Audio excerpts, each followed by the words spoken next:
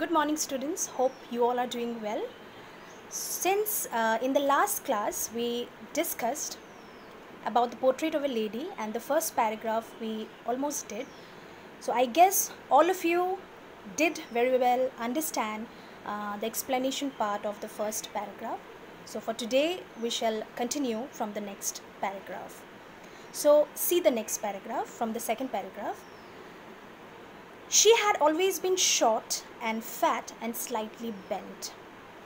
Now here in the second paragraph, Khushwant Singh describes the physical feature of his grandmother. This whole second paragraph is based on the physical appearance of Khushwant Singh's grandmother. How does she look like when she was old? So what Khushwant Singh says here is she had always been short. That means her height was short and fat. Okay, she was not lean and thin. She was fat and slightly bent. So how come this happens, slightly bent? Because as a person ages, automatically what happens? The above the front part of the body that tends to move forward and downward. So that is slightly bent because of the age. Her face was a crisscross of wrinkles running from everywhere to everywhere. So now here Khushwant Singh describes about the face of his grandmother, that her face was full of wrinkles that were running, the lines that draws the wrinkle of the face that was running here and there all over the face. As normally we see some kind of, crow's feet, we do say that. The wrinkles tend to come here on the forehead. It comes here just nearby our eyes, also on this part. So everywhere on the face, one could see the wrinkles that was running here and there on her face. No, we were certain she had always been as we had known her. See, we. Now who are we here referred to? We here refers to Khushwant Singh and also all those people who had been knowing his grandmother since long time back. So she had always been as we had known her. From the past many years, as she had been appearing like, she had continuously been looking like the same physical feature. Every person, every other person, as well as Khushwant Singh, they have seen the same thing on her face. Old, so terribly old that she could not have grown older. The limit, the foundation of being old, that was hard to believe, and it could no longer go beyond where she was at that point of time. She was that old that now she can never go beyond that age. The appearance was almost same. It had constantly been the same from the past many years. So terribly old that she could not have grown older and had stayed at the same age for 20 years. So like from the past 20 years, it appeared as if she had constantly been at that stage from the past 20 years. Because she had been looking the same from the past 20 years. She could never have been pretty, but she was always beautiful. But she was really beautiful and pretty when she was young. Now also she looks pretty, but as a person ages, the physical part, the physical appearance, the physical feature of a person gradually diminishes. She hobbled about the house in spotless white with one hand resting on her waist to balance her stoop and the other telling the beads of her rosary. So she hobbled. Hobbled means, as a person ages, when a person ages, what happens? Like when that person walks in a hobbled way, means in kind of awkward way, because a person loses one's balance. Okay, so when that person walks, that person loses its balance. So one has to give some kind of support to an aged person. So she used to wear white clothes, white sari, where with one hand resting on her waist. So one hand normally used to lie on the waist of her body.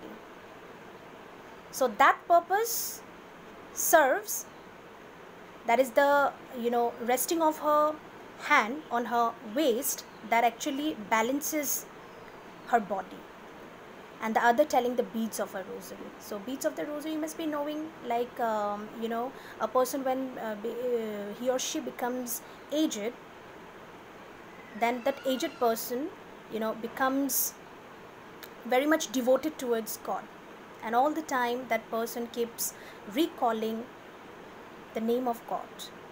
Okay, so here the beads of a rosary means she used to have that bead which she used to use in order to recall the name of God. Her silver locks were scattered untidily over her pale, puckered face, and her lips constantly moved in inaudible prayer. So silver locks, that means here it refers to the hair part. Okay, it keeps scattered untidily over her pale face. Now pale means very withered. It's wrinkled face. So her hair seems to appear very untidy, and her lips constantly moved in inaudible prayer, and her lips continuously kept on chanting the name of God all the time. Yes, she was beautiful. Definitely, she was beautiful from outward appearance as well as from inner appearance. She was like the winter landscape. Now, very important to note here. You please see this line. She was like the winter landscape in the mountains, an expanse of pure white serenity, breathing peace and contentment. If possible, you please underline this line, because the figures of speech that we discussed in the previous class, as you must have noticed here, the word like is there in this sentence. She was like the winter landscape in the mountains. Now see, comparison is being made between grandmother and mountains, landscape in the mountains.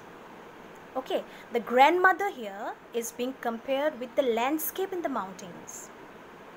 As landscape in the mountains appears to be very calm, peaceful, when you go over on some kind of mountainous area, what happens? The whole environment appears very calm and serene and peaceful. So in the similar manner, the environment that it refers to, so the same kind of environment can also be seen in the character of grandmother. Alright, then what it says here, an expanse of pure white serenity. Here this phrase refers to the peaceful and serene conduct of grandmother's behavior. She was very peaceful. She was very calm. She was content. She was serene, breathing peace and contentment. So she was fully satisfied with whatever she had at that point of time. She never regretted. She never regretted in her whole life. Alright, so while going through the story, we will come to know that in her entire life, she had never regretted about anything. She had never said this thing to anything, that I have regretted something in my life or so. Alright, so that is it about the second paragraph. So the whole second paragraph describes the physical feature, appearance, character, the behavior and conduct of the grandmother.